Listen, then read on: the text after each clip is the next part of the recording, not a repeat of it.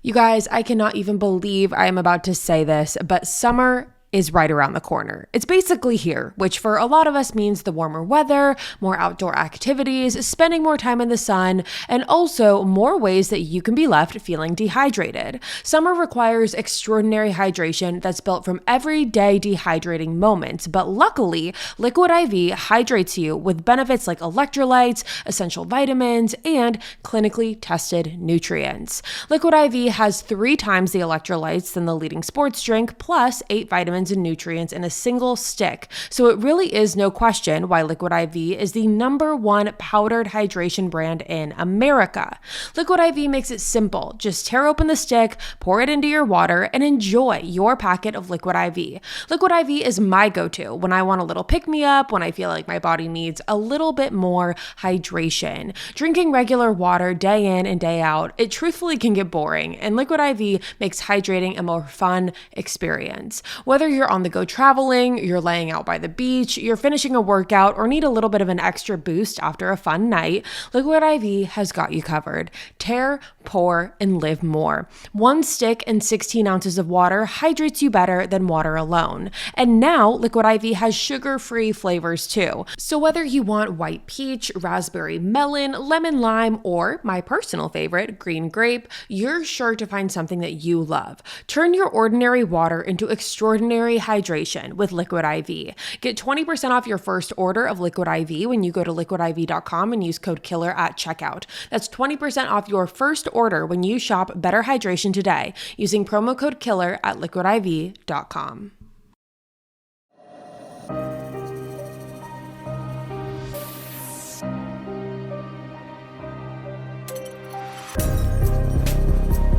Hello, you guys. What is up? Welcome back to another episode of Killer Instinct. Thank you guys so much for joining me here today. If you're new here, hi, my name is Savannah, and I'm your host of Killer Instinct. Before we get started, make sure you go ahead and hit that subscribe button. That way you never miss an episode. We post weekly here on the podcast every single Wednesday, and you guys are not going to want to miss it.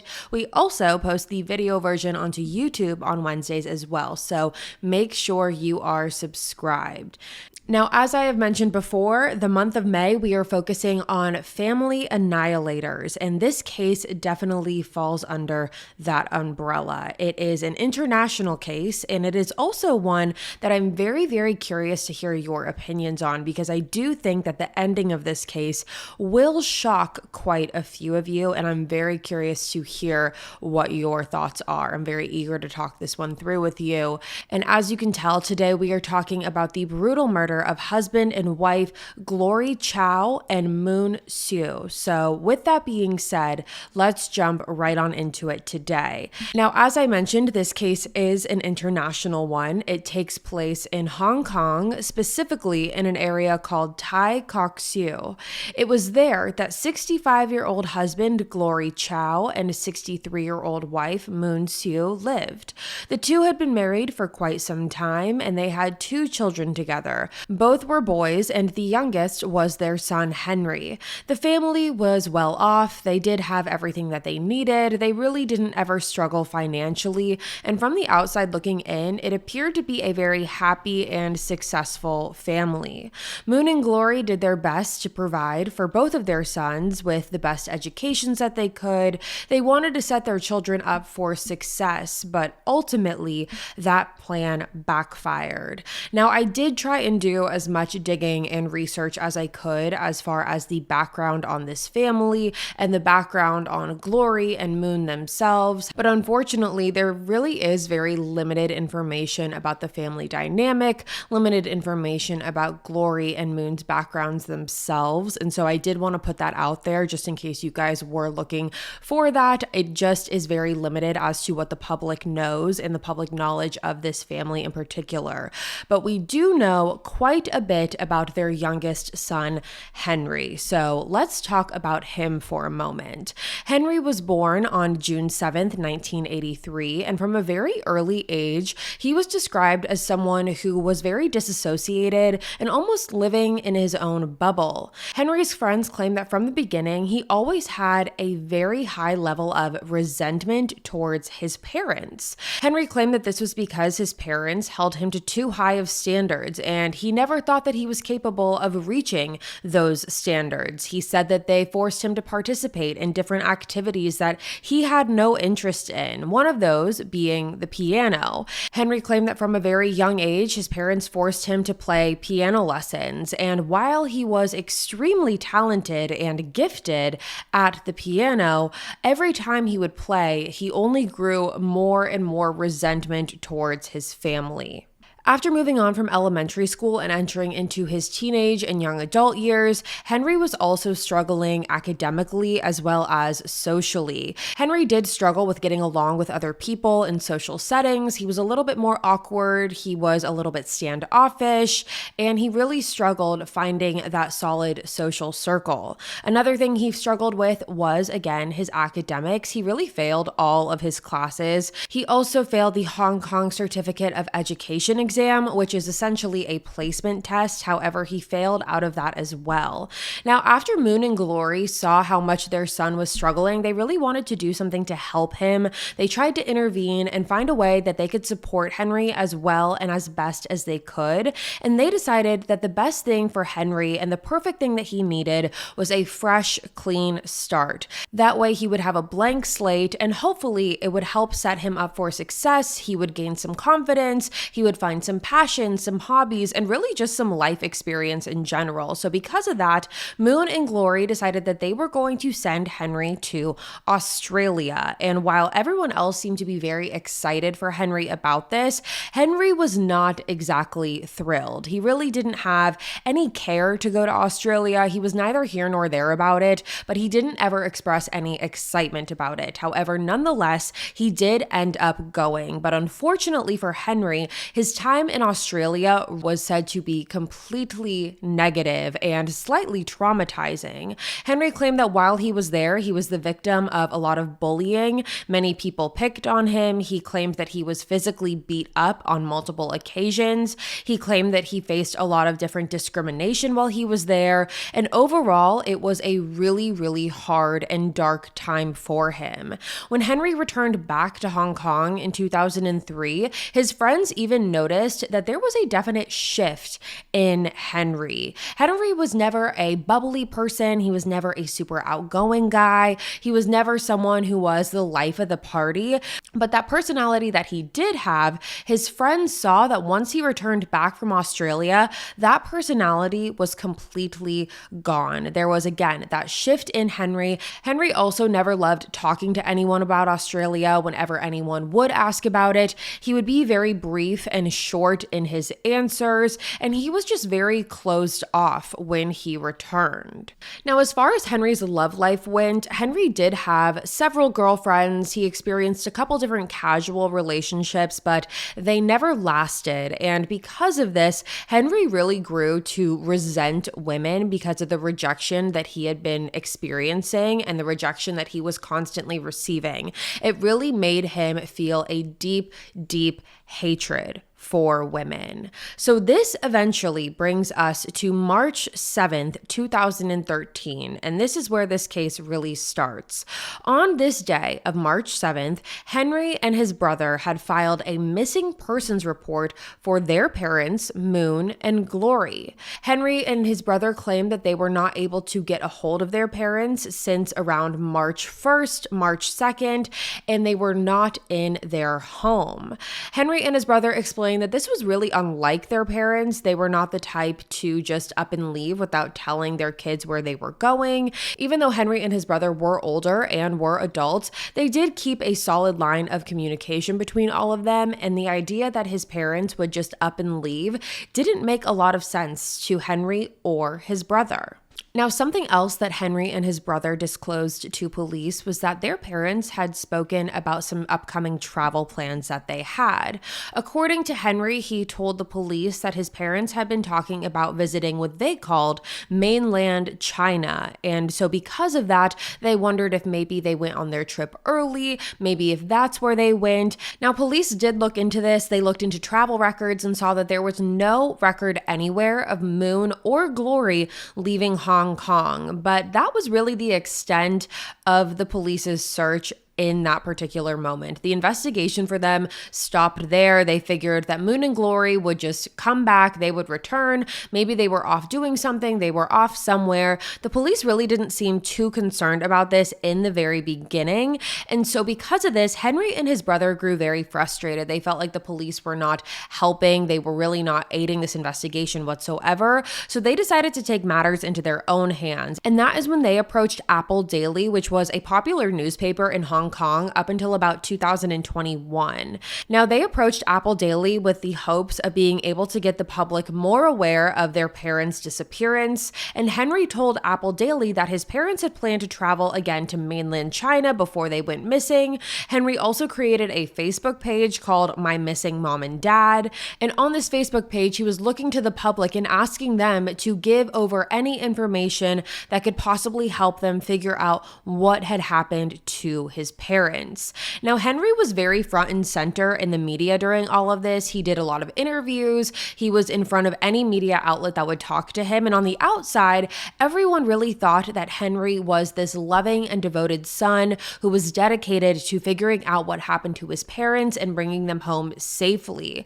And with this new media attention, it really put that pressure on police to kickstart this investigation and look into this disappearance more seriously. And they began to do so. But police were really struggling, trying to figure out exactly what happened here. It seemed very odd that a husband and a wife who lived relatively normal lives, very routine lives, they were very close to their families, would just go up and missing without any record of what could have possibly happened. There was nothing missing from Moon or Glory's home. There was no evidence that this was a robbery gone wrong. There was no evidence that there was a struggle or a break-in. There was no evidence of any of that. It really just seemed like Moon and Glory disappeared out of thin air, and police were really struggling to figure out where to look.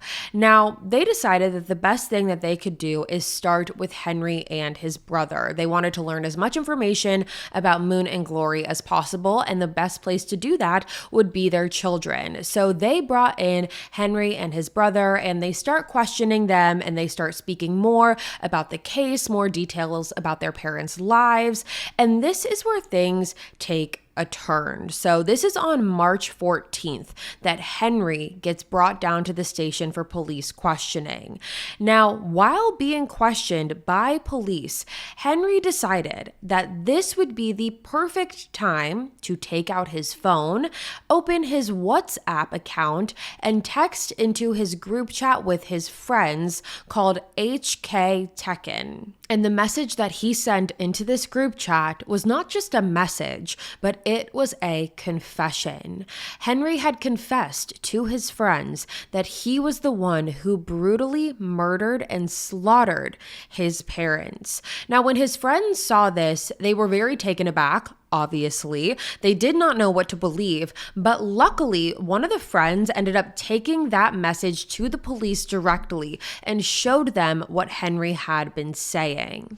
Now, at this point, Henry had already been sent home from his questioning, so he was not at the police station any longer, and police decided that the following day, on March 15th, they were going to go and arrest Henry, and that is exactly what they did. On March 15th, 2013, Henry Chow was arrested for the murders of both of his parents. However, that was not all. In fact, that really was only the beginning, because police did not just arrest Henry in this case. They also arrested Henry's friend, who in the text message to the group chat, Henry confessed was also involved in the murders, and that would be a man named Angus C. At the time of this murder, Angus was a 35-year-old man who grew up in a single-parent household raised by a single mother who did the best that she could to provide for him and his sister.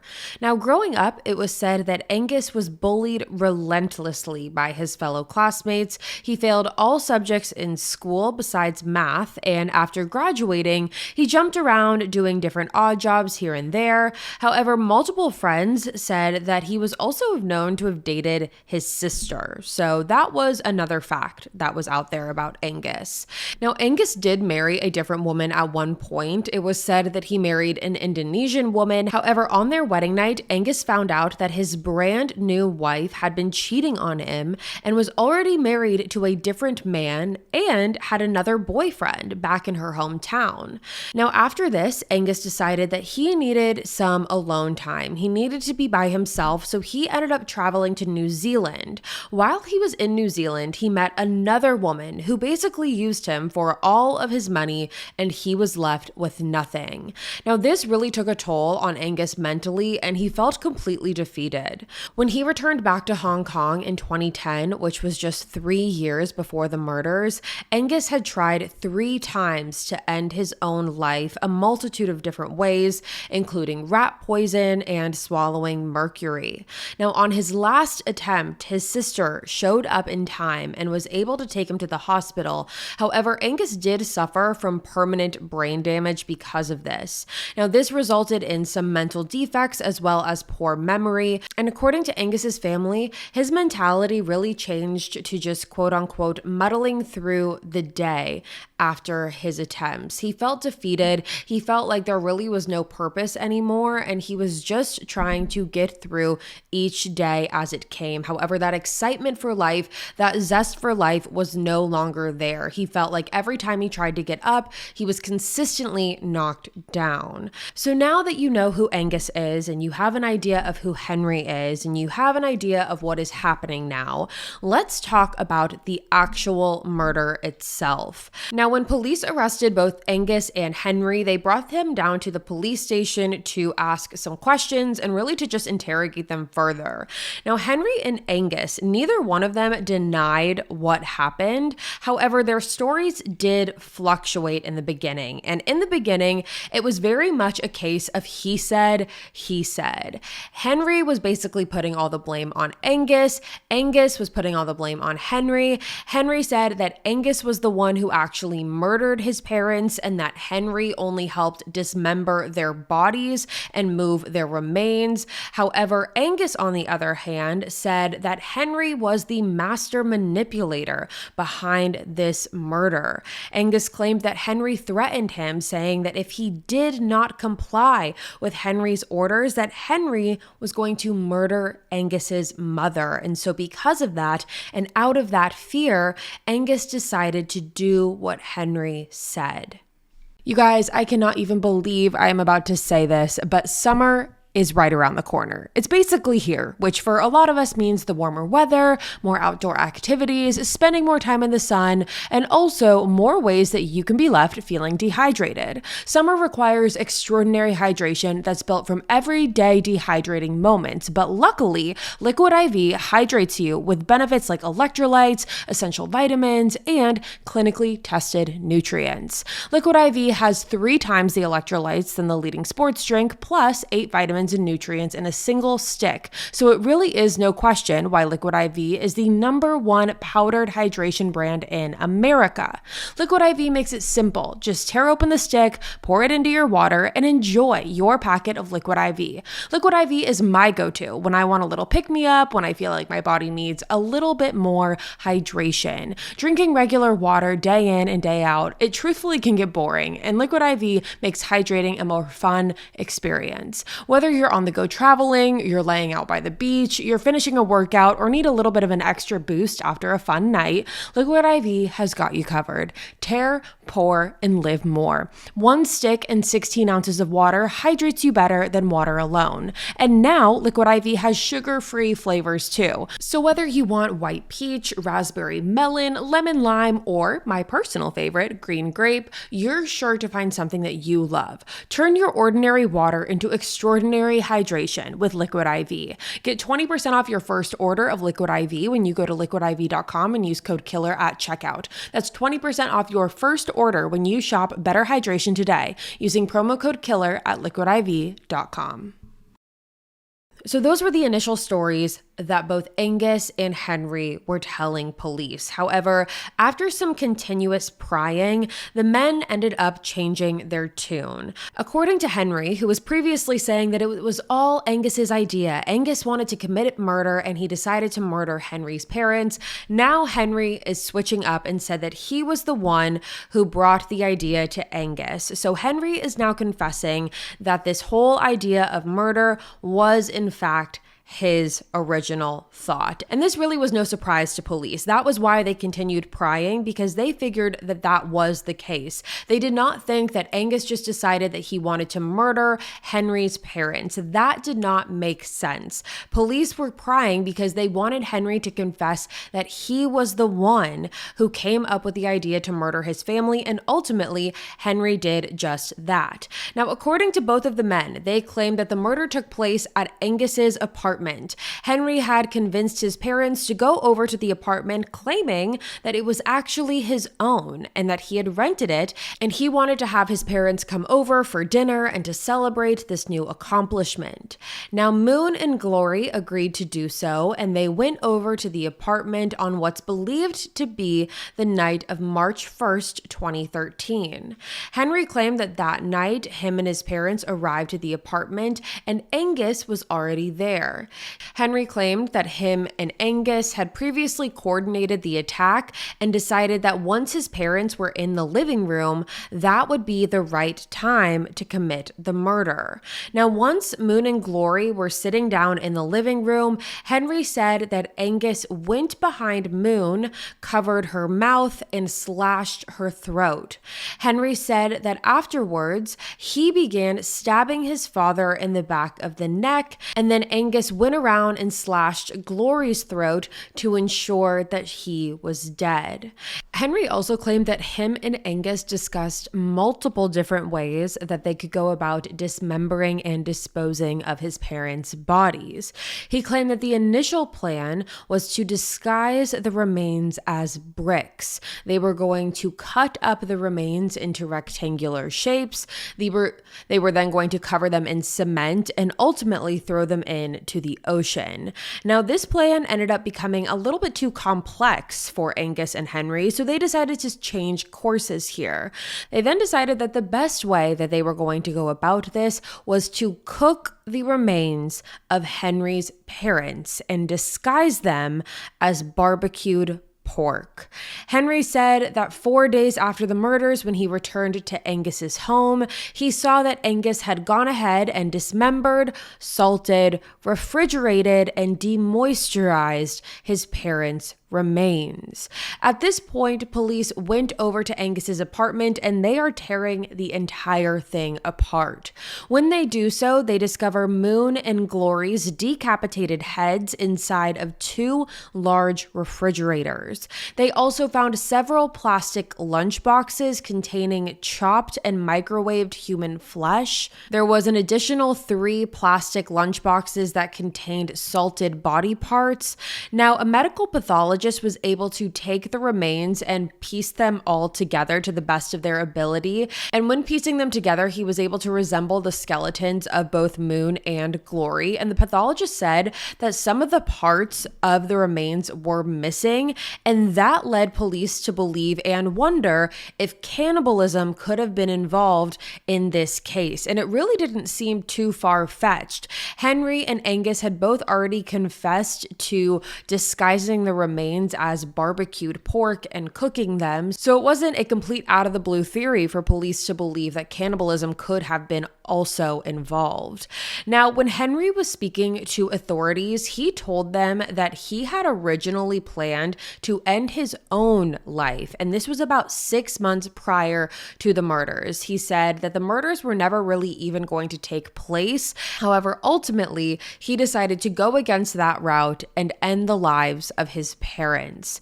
Henry confessed to a psychiatrist after his arrest that he wanted to achieve something great in his life before he turned 30 years old. However, as 30 was nearing closer and closer, he realized that it didn't seem like that was going to happen, and he felt like a failure, so he planned on ending his own life.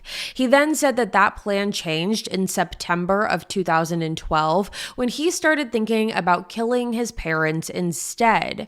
He claimed that a big reason for this was because he thought his parents were to blame for his failures. He felt like he was constantly a failure all throughout his life and that his parents had these wildly high expectations for him. So instead of ending his own life, he was going to end the lives of those who he blamed for that. And unfortunately, that was Moon and Glory. He also confessed that 30 days leading up to the murder, he listened to the Russian composer Alexander Scriabin's piano piece called Verse La Flamme, and this is because it enhanced the images in Henry's mind of flames and the world burning to the ground. He said it enhanced the image of the end of the world for him. So for the 30 days leading up to the murder, that is what he was listening to day in and day out. He also went on to say that when he murdered his parents, he did not worry about them. He actually had no feeling towards killing them. The only thing that made him nervous during the murders was the amount of blood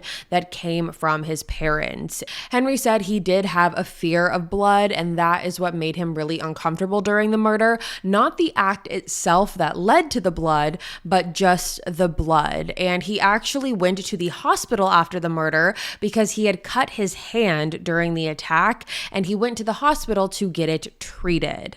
Now, according to Henry, he said, quote, that his father was an arrogant man who left me without a moment of peace, end quote. He also said that his mother Moon, quote, always looked sadly when I did not contribute to the family. I thought that if I could resolve the emotional connection with my parents, it would be a solution. If they died, I could be reborn, end quote. So here Henry is really confirming what the true motive was for this. He felt like he was never going to be enough in the eyes of his parents, and he felt like the only way out of that was to brutally slaughter and murder them. Henry pretty much blamed all of his failures in life on everyone but himself. That is what the psychiatrist said was the pattern when speaking to Henry. He always claimed that other people were responsible for his failures. Other people were the reason. It was never Henry's problem. It was always everyone else who was the problem. And when the psychiatrist was speaking to Henry and Henry was explaining more the resentment that he had towards his parents, he confided that all of this resentment even dialed back to the tiniest of things. He claimed that his father would watch TV too loud, that Glory would always have the volume up too loud on the TV, and he would resent him for small things like that. It created an anger in him that far surpassed any just subtle irritation or annoyance. He also explained how he felt like his mother had humiliated him in front of girls time and time again, which was part of the reason that girls never wanted to be with him and rejected him, because it could never be a Henry thing. It was always an everyone else issue. Now, Henry also confessed something to the authorities that was very, very surprising, telling, and disturbing. He said that the original plan for the murders was not to only kill his parents Moon and Glory. He claimed that the original plan was to kill Moon, Glory, as well as his older brother. He claimed that him and Angus had talked about murdering the three of them, and after those murders, they were going to go to what they called mainland China and continue on their murder spree by raping and slaughtering women and sex workers. And when police heard this, this was terrifying because this showed that Henry was not planning on stopping. Police were now looking at someone who wanted to become a serial killer, had all the makings of becoming a serial killer. And it wasn't going to only be Henry. It was going to be Henry and Angus. They wanted to be a serial killer duo. When Henry was discussing all of this, he discussed it in a very nonchalant way, in a bragging sort of way. All of his ideas about murder, murdering his parents, murdering other women. He said that he had been speaking speaking about this for quite some time. He claimed that he told his friends about this. He told different members of his family about this. However, Henry's closest friends and family claim that they never knew the seriousness and the extent that Henry was claiming that he was wanting to go to. Now, this information was not disclosed in the trial, the information that I just gave you about Henry wanting to go on a murder spree with Angus, as well as him disclosing this information to his friends and his family. That was not discussed in the trial. However, Henry's friends did come forward and claim that Henry always had an obsession with dark history. He claimed to have an obsession with the Holocaust in particular, not because he was fascinated with, again, the historical part of it or learning about it. However, he was always very intrigued by the ways in which people were tortured and murdered. His friends even claimed that Henry used a picture of Hitler in his profile picture. Hitler was his profile photo. So now let's move on to the trial. So the trial of Henry and Angus was supposed to begin in August of 2014. Both Henry and Angus were going to be tried in the same trial. However, the jury began dropping very quickly because of the psychological stress that the case was having on them. They did not want to see the pictures. They didn't want to see the crime scene photos, and it really was taking a toll on their mental health. So a lot of them began dropping out, and ultimately the judge decided that they were going to bring in a brand new jury. So this very much delayed the trial, and the trial didn't end up beginning until February of 2015. Now, throughout the trial, Henry's defense team was trying to really diminish Henry's responsibility because, again, it was never Henry's fault. It was always the fault of everyone else around him, even the murder of his parents. The defense was trying to claim that Henry was not involved in the dismemberment of Moon and Glory, and that because of that, there should be less of a responsibility placed on him. Now, Angus's defense team, on the other hand, was saying something completely different. They were saying that this entire plan, the entire murder, was orchestrated at the hands of Henry. He was the puppet master behind all of this, and Angus was simply just following along out of fear that his own family's life would be at risk. Angus's defense team said that because of this, Angus should not be held as responsible as Henry, because even though Angus was involved in the murder, and he was very much involved in the dismemberment, he claimed that the murder would not have happened if Henry was not involved.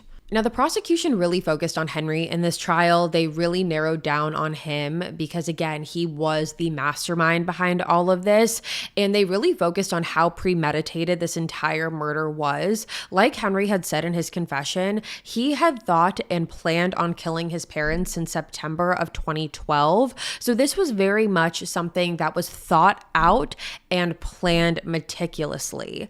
The defense called a psychiatrist to the stand, and the psychiatrist did diagnose Henry with bipolar disorder and OCD. However, he was not labeled a psychopath. The psychiatrist said that he did have personality disorders. However, his personality disorders were only connected with narcissistic and psychopathic features. The psychiatrist also went on to say that there were many stressors in Henry's life that caused him to kill his parents, including suicidal thoughts, being unemployed, and being rejected by women.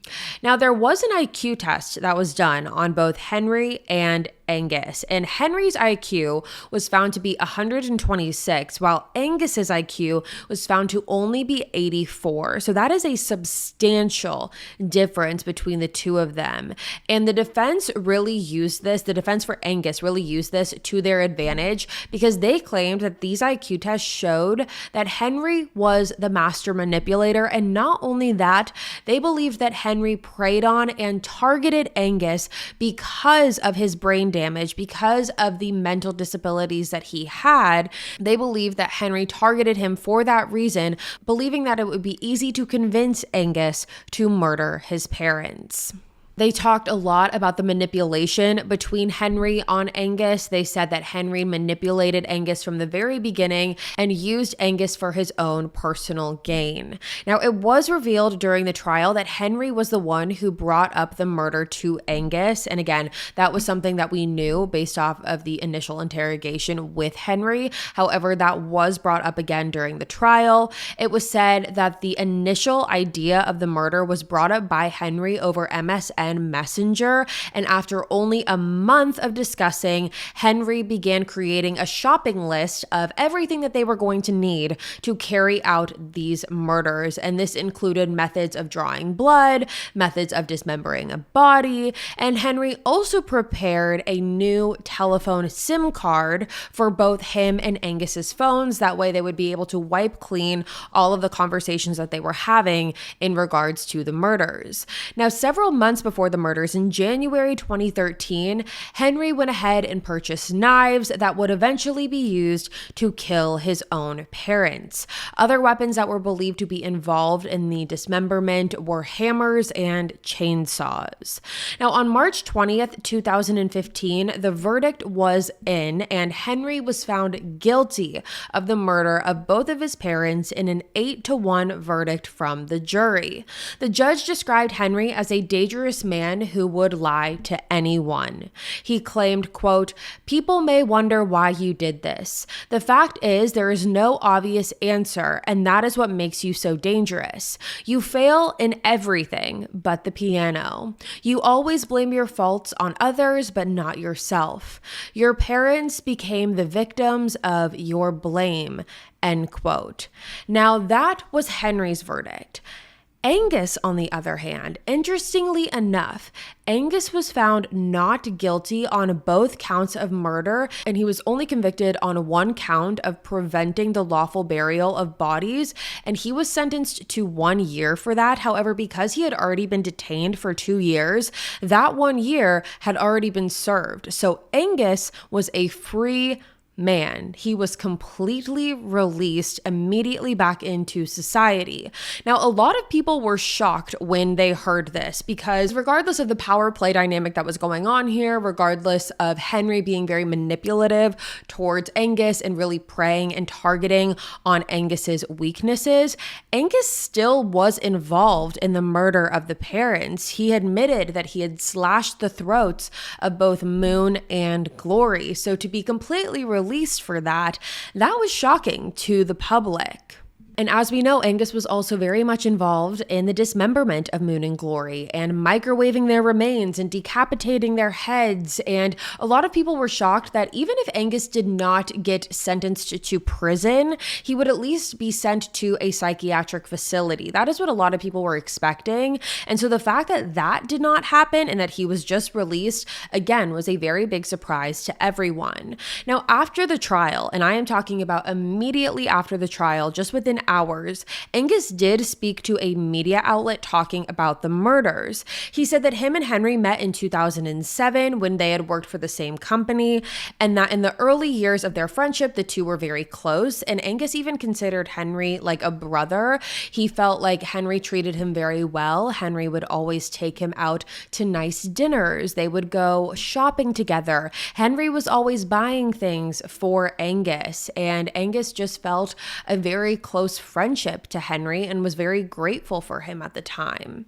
Angus also confirmed that Henry was very much the leader in regards to the murders. Angus said, quote, "He scored me fiercely. He told me not to ask anything, but to just do it," end quote. Angus said that the reason that some of the remains were never discovered was not because of cannibalism, however, because Henry had forced him to dispose of the remains, and he did throw some of them into the ocean, which is why they were never discovered. But he claims that cannibalism was never involved in this. However, he did say that Henry continuously taunted him, saying that the two were equally involved, and said that they both needed to be able to do whatever they could to get out of this scot-free, to be able to not get caught for doing what they did. Now, in this interview, Angus did refuse to apologize for what he did, which I thought to be very interesting. And he did say, quote, "There is no sorry to say," end quote. And in regards to the remains thrown into the ocean, Angus said, quote, "If it turns out that they cannot be found, there is nothing I can do to help." End quote.